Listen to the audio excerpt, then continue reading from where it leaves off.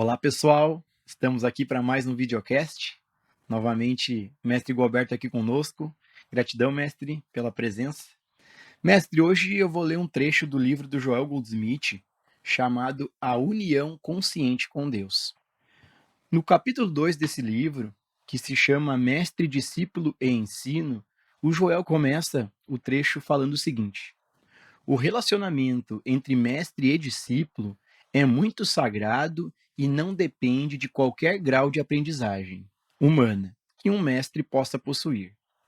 Mestre, dentro dessa temática, o mestre pode falar um pouco mais sobre esse relacionamento entre discípulo e mestre, e até nesse trabalho que o mestre compartilha, nessa aproximação do trabalho, né, seja assistindo vídeos no YouTube, a diferença de quem se aproxima e participa de um satsang online de final de semana, ou até mesmo dos satsangs intensivos presenciais. O mestre pode falar um pouco mais sobre isso? Bem, Gilson, isso é algo que, na verdade, cada um terá que descobrir. Qual é a diferença? O que eu tenho percebido, Gilson, é que esses encontros que nós temos por vídeo não é uma coisa tão direta. Repare que quando você tem uma pergunta, você pode fazer diretamente quando está dentro de um encontro online, ou de um encontro presencial, ou dentro de um retiro. E quando você está assistindo um vídeo, você apenas assiste o vídeo. É como quando você está lendo um livro. Quando você lê um livro, você não pode fazer perguntas ao escritor do livro. Você está lendo aquele capítulo. Então você fica com o capítulo, com o que está ali. Quando você está assistindo um vídeo, você fica com o que está sendo apresentado no vídeo. Quando você tem uma oportunidade de ter um encontro de perguntas e respostas, isso é outra coisa. Então, a primeira coisa aqui que eu vejo é essa diferença. Assistindo um vídeo, você tem, nesses vídeos, dicas diretas de como esse trabalho se processa. E, até um certo ponto, de como trabalhar isso em si mesmo.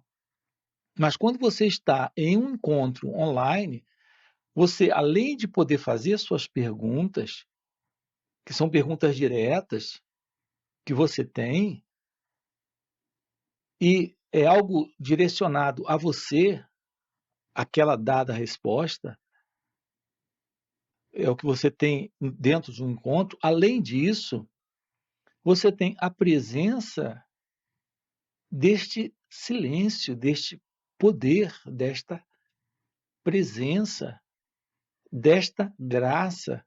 Nós temos diversos nomes para o encontro com aquilo que está fora do conhecido, que é esse compartilhar de consciência, que é esse compartilhar de presença que você tem dentro de um encontro de final de semana.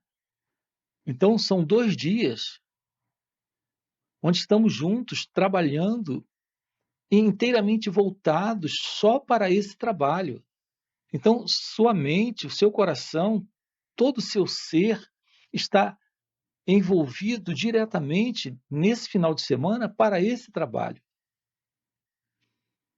Por isso, eu continuo percebendo, e é isso que eu tenho recebido como retorno de alguns que participam, que é algo completamente diferente. Um vídeo de 25 minutos ou 2 vídeos é diferente de várias horas trabalhando isso, além deste silêncio que é compartilhado, desse poder de consciência que é compartilhado e dessas respostas diretas que são dadas. Então, é algo diferente. É por isso que isso é chamado na Índia de satsang, ou seja, sangha vem de encontro ou reunião, e sat vem de ser ou verdade. Então, é um encontro com a verdade. É algo que cada um, Gilson, terá que descobrir. E a gente só descobre quando a gente participa, quando a gente mergulha nisso e percebe. O mestre é completamente diferente mesmo. Porque um vídeo, como o mestre bem falou, é algo que está sendo o mestre passa essas informações, mas não existe essa interação.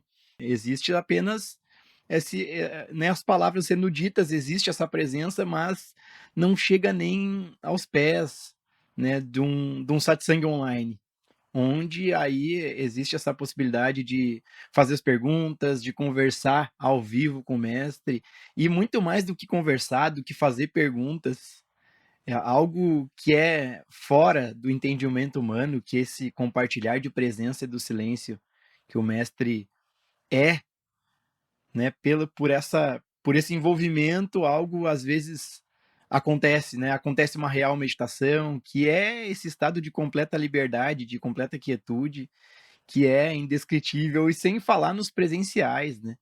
Porque os encontros presenciais, aí é realmente esse tete a tete, né? É muito próximo, então é algo que ainda é muito mais dinâmico e muito mais fluido do que um satsang online. E o mestre comentou o retiro. O retiro é algo que chega a ser realmente parece que a gente sai do mundo, né? No final do ano tem o retiro, né, da virada do ano, e a gente perde, falo por mim, né? Eu perdi completamente a noção de tempo, a noção de virada de ano, a noção de 31 de dezembro para 1º de janeiro. E é impressionante porque a vida inteira, né, eu vivi nesse condicionamento, né? 31 de dezembro, solta fogos e festa, porque o novo ano está nascendo. E em retiro com o mestre, até a ideia disso some, porque é algo indescritível como a vida que o mestre vive é uma vida totalmente fora de todos esses condicionamentos e não é um silêncio, né? Essa quietude, essa graça. E aí, em um retiro, principalmente, que são vários dias, né, na tua companhia, mestre, é algo que realmente é sem palavras, porque nos tira do mundo, né? Nos tira da loucura da mente humana, de pensamentos um atrás do outro, e aí essa graça, esse silêncio, essa presença do mestre pode ser, digamos assim, percebida, né? Pode haver compreensão do que é esse estado natural que o mestre vive. Então, eu já falei várias vezes, inclusive em satsang, que é conhecer o mestre e conseguir ver o mestre é acertar na loteria, acertar na Mega Sena, porque são pouquíssimos seres realizados que fazem o trabalho de satsang, e ter o mestre aqui no Brasil, do lado, independente de onde a pessoa mora, é do lado.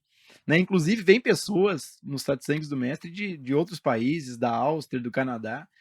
Então, é algo que é sem palavras, porque poder ver a vida acontecendo, uma vida livre como mestre, ver ao vivo, principalmente, é algo que está além de toda a compreensão. Esse contato, Gilson, ele não é um contato que nós temos com um amigo. Contato com aquele que está fora desse modelo de tempo psicológico, de consciência egóica, é algo completamente inusitado. A natureza de ser em nós, ela é atemporal. Essa é a natureza do ser. É um assunto para a gente se aproximar disso vivencialmente. Nós vivemos, Gilson, psicologicamente no tempo. Então, toda a nossa noção de existir como seres humanos, isso nós aprendemos dentro da sociedade, da cultura. Nós fomos educados como pessoas, para sermos pessoas, para vivermos como pessoas. E pessoas carregam esse senso de identidade pessoal, egóica, estão vivendo essas pessoas no tempo psicológico, nessa noção de passado, presente e futuro, com esse movimento tagarela, inquieto de pensamentos dentro da cabeça. E quando nós nos deparamos com aquele que está vivendo em seu ser, em sua natureza real, nós estamos diante daquele que está fora do tempo. É interessante você dizer que a noção de tempo desaparece quando está dentro desses encontros, quando está nesse contato. Isso por quê? Porque toda essa noção de tempo que o ser humano tem é uma noção que está presente em razão da inquietude de pensamento dentro. Então, o ser humano ele carrega muito pensamentos. Então, a mente, que é a mente do eu, que é a mente egóica, ela é uma mente agitada. Então, ela nos dá psicologicamente uma noção de tempo muito, muito forte. Passado, presente, futuro, dias, meses, anos, épocas especiais.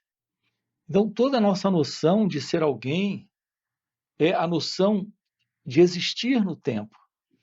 E quando você se aproxima de um trabalho como esse, você tem momentos em que o tempo desaparece. Porque esse tempo psicológico vai embora quando a mente egóica vai embora. Então fica, sim, essa ausência de noção de tempo, de virada de ano, ou de mudança de minutos ou de horas. Porque você, em seu estado natural, é atemporal. Você é ser, você é consciência. É muito estranho a gente ouvir isso dentro dessa visão de cultura que nós recebemos. Porque, para nós, nós nascemos num determinado momento. Estamos vivendo dentro de um período de tempo no calendário e iremos morrer em algum momento. No entanto, do ponto de vista da realidade, você nunca nasceu. Você é ser, é pura consciência, fora dessa assim chamada consciência como nós conhecemos. Então, quando me refiro à palavra aqui consciência, estou falando de uma real consciência fora dessa assim chamada consciência como nós conhecemos. Então, a sua natureza real não está no tempo. Então, essa noção de tempo, ela está linkada a movimento de pensamento, de memória, porque pensamento é memória. Memória, que é pensamento, é história. Essa história tem passado. É uma história que se desenrola no presente e se encaminha para o futuro. Mas é sempre para esse personagem, não para aquilo que é você em seu ser. A beleza desses encontros é que há um momento em que você toma ciência de que você não existe como uma entidade separada, como uma pessoa no tempo. Algo está presente, mas não é esse você como você na mente egóica se vê, preso a esse modelo de tempo. Então, a boa notícia a respeito do despertar desta real consciência é que o tempo termina. Porque o pensamento psicológico termina. O modelo de eu fui, eu sou e eu serei, isso termina. Então, a beleza desse encontro com este ser que é real consciência é que algo inusitado, desconhecido, algo fora de tudo que o pensamento pode imaginar se revela.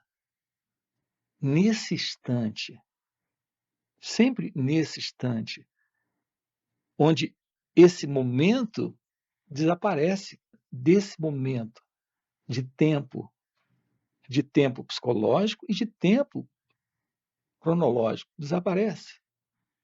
Isso é meditação. Isso é aproximação da meditação. É interessante dizer isso, Gilson. As pessoas percebem que estão em meditação e dizem: olha, a vida inteira eu tentei meditar e quando chego aqui, a meditação acontece. Eu não sei como. Meditação é o nosso natural estado de ser. O que nos foi dado aí fora como prática de meditação para alcançar a meditação é alcançar pelo esforço um silêncio, que você habitua o cérebro a entrar nele em razão de uma prática. Isso não é real meditação. A meditação é algo que acontece de uma forma muito espontânea, muito natural, quando você está em satsang, quando você se depara com a presença da realização. Então, estar em satsang é estar diante da verdade do seu próprio ser. A expressão discípulo e mestre, isso não tem a menor relevância em satsang, porque não há dentro desse encontro chamado satsang, que é encontro com o ser, qualquer noção de mestre e discípulo. É só a revelação daquilo que está fora do conhecido. Então, quem é mestre e quem é discípulo? Quando só a realidade está presente. É isso que temos nesses encontros. Então, é algo que cada um terá que descobrir por si mesmo nesse constatar, em se deparar com um trabalho como esse, em mergulhar, em se envolver. A única coisa, Gilson, que importa na vida é ser. Você nasceu para ser. Não existe nada tão glorioso e tão singular e, ao mesmo tempo, tão simples e natural como ser, consciência, que é felicidade, que é a natureza de Deus. Uma vida livre desse sentido de identidade separada, livre do ego, livre da ilusão de alguém com problemas, para resolver problemas, para se livrar de problemas, porque nada disso procede quando essa verdade está, tudo está no lugar em que precisa estar. Essa é a realidade de ser. Essa é a realidade de Deus. Essa é a realidade desses encontros. Ô, mestre, essa realidade é uma completa liberdade, porque todos os anseios, os desejos ou os medos desaparecem quando em contato com o mestre me permito, digamos assim, né? Ou seja, embarco nessa meditação que o mestre vive. Aí não existe mais desejo, não existe medo, não existe a vida de alguém ou responsabilidade, é algo que é sem palavras. E uma coisa muito interessante que para mim sempre foi muito forte, eu queria que o mestre falasse um pouco sobre essa visão, né? Esse olhar do mestre, esse olhar, esse darshan, né? Inclusive tem um vídeo no canal do mestre que o mestre fala bastante sobre o darshan e inclusive uma meditação guiada que o mestre compartilha e essa visão e esse darshan e em satsang é o satsang inteiro de darshan. E o mestre pode falar um pouco mais sobre o que é esse olhar de alguém livre? Ok. Esse darshan, a palavra darshan é uma palavra indiana para ver e ser visto. Esse é o significado. O que é darshan? Darshan é olhar e ser olhado. É ver e ser visto. Então, o que é o darshan? Na Índia, as pessoas viajam, fazem longas viagens para poderem se deparar, para se depararem com um ser realizado. Apenas para ver ele, não é nem para ser visto por ele, mas apenas para poder ver um ser realizado. Então, estar diante de um ser realizado na Índia é estar em darshan. É esse encontro com aquilo que é você mesmo, o seu próprio ser, sua natureza verdadeira ali. Então, esse contato com o olhar é o darshan. Então, se esse ser realizado ele se volta para você e olha para você, você apenas está olhando para ele. Isso já é o darshan. Mas se ele se volta para você e olha para você, você tem a bênção da graça do darshan. Então, há algo sendo compartilhado no olhar que a mente não alcança. E é bem interessante você observar isso. A primeira aproximação que você tem de alguém é a aproximação do olhar. E por quê? Porque internamente, intuitivamente, eu geralmente nem uso muito essa expressão, não aprecio muito, mas internamente, o primeiro contato que você busca com alguém não é com a pessoa, é com a natureza dela. É por isso que você olha para alguém nos olhos. E quando alguém se recusa a olhar, temos presente todo esse modelo de presença do eu em medo. Então, o medo, a timidez no olhar, é a presença da mente interferindo, intervindo nesse se despir, nesse olhar, nesse ver e ser visto. Esse encontro com o ser é um encontro com a beleza, com a graça. Então, o encontro com o olhar revela isso. Um olhar livre do medo, um olhar livre do senso do eu, um olhar sem passado, um olhar sem futuro, um olhar sem medo e sem desejo. Isso é darshan. Nesse encontro, algo é compartilhado fora do conhecido. É um convite para esse oceano de beatitude, de amor, de felicidade, de liberdade, de ser. Então, é a presença da graça, é a presença do silêncio. Então, darshan é ver e ser visto, é olhar e ser olhado. Há algo, Gilson, dentro desses encontros que são comunicados mais no silêncio do que pela fala. Geralmente, nesses vídeos, a gente faz muito uso da palavra e da fala. Então, estamos sempre falando.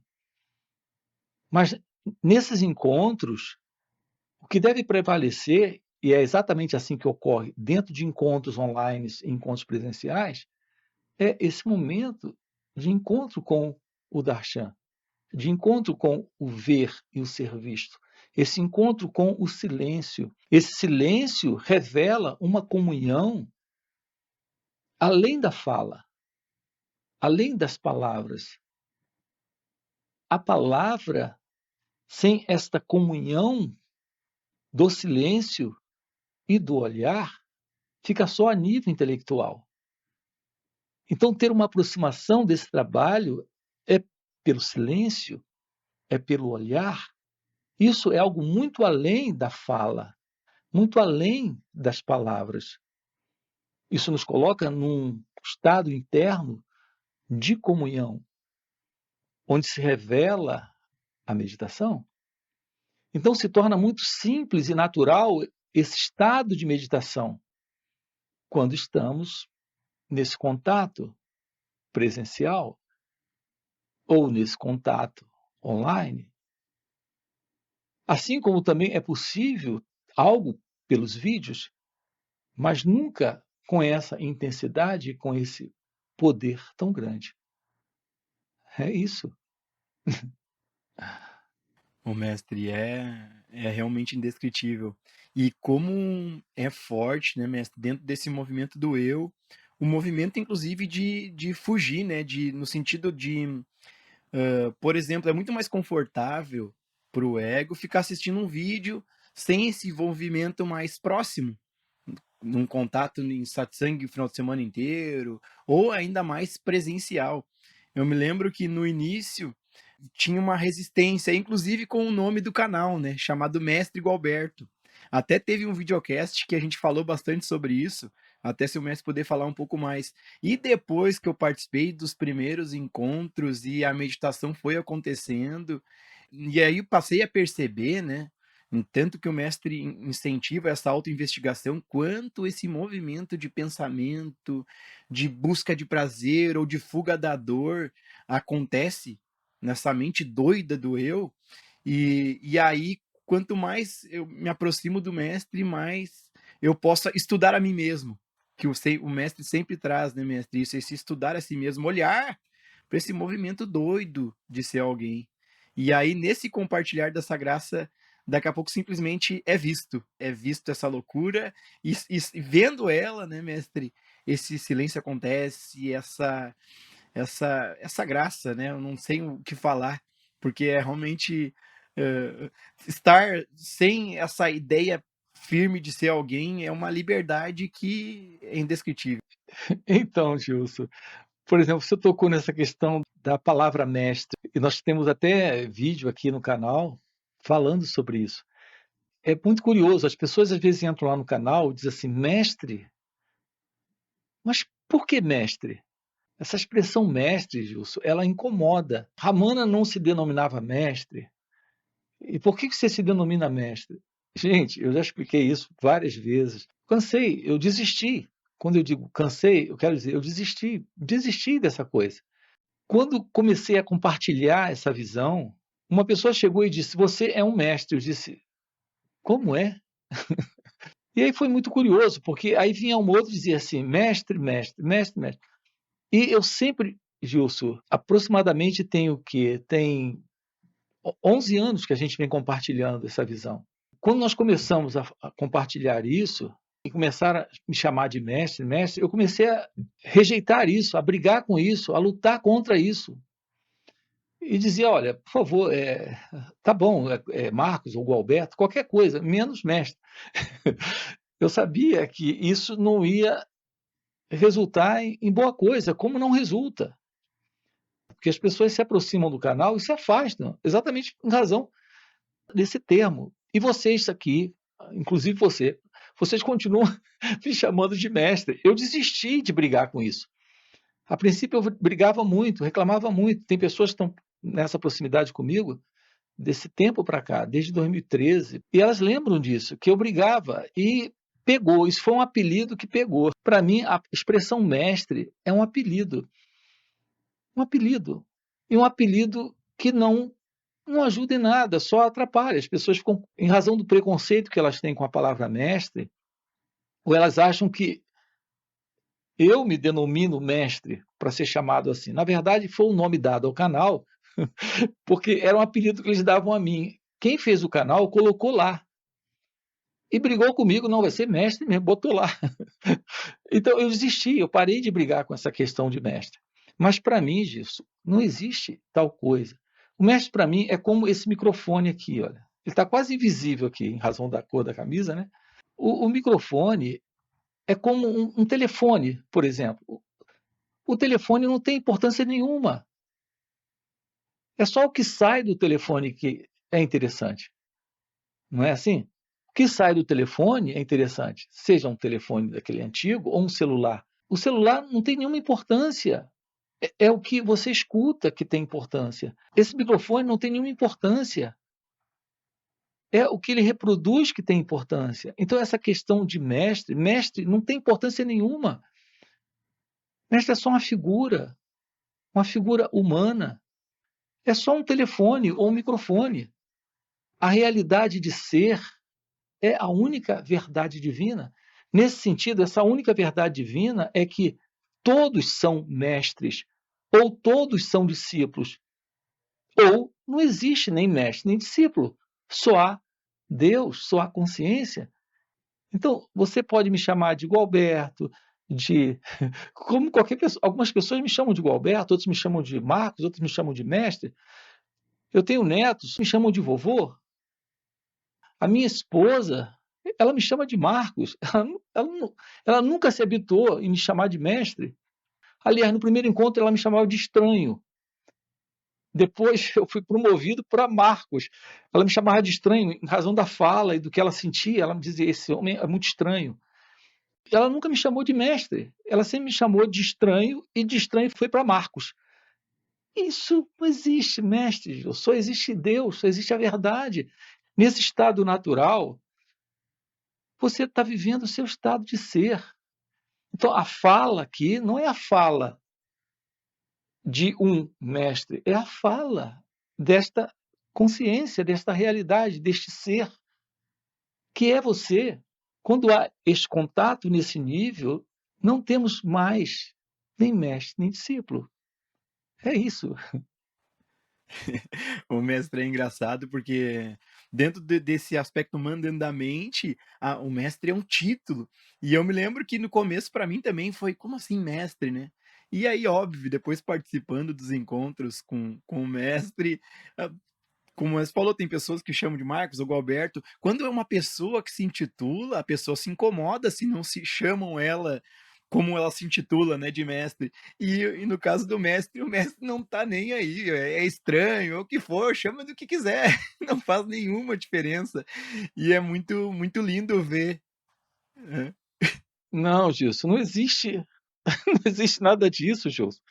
Não existe mestre, não existe discípulo, só há Deus, só há uma única verdade.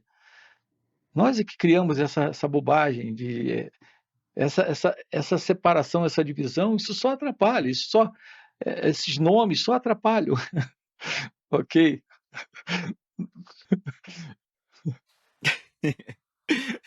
Mas ô mestre, novamente chamando de mestre aí, mas vamos encerrando, já bateu nosso tempo aí. Gratidão por mais esse videocast. E para você que está acompanhando o videocast, já deixa um like, deixa um comentário que ajuda ao YouTube reconhecer que o conteúdo é relevante e principalmente para você que faz sentido que o mestre compartilha, venha para os encontros, tanto online, de final de semana, sábado e domingo de manhã e à tarde, e também presenciais. Mestre Alberto, estranho, gratidão por mais esse videocast aí. E partindo para o videocast de hoje, eu quero trazer um trecho do livro do Joel Praticando a Presença. Aquele que se volta para dentro de si em busca da luz interior, da graça, da compreensão e do perdão, nunca falha em suas orações.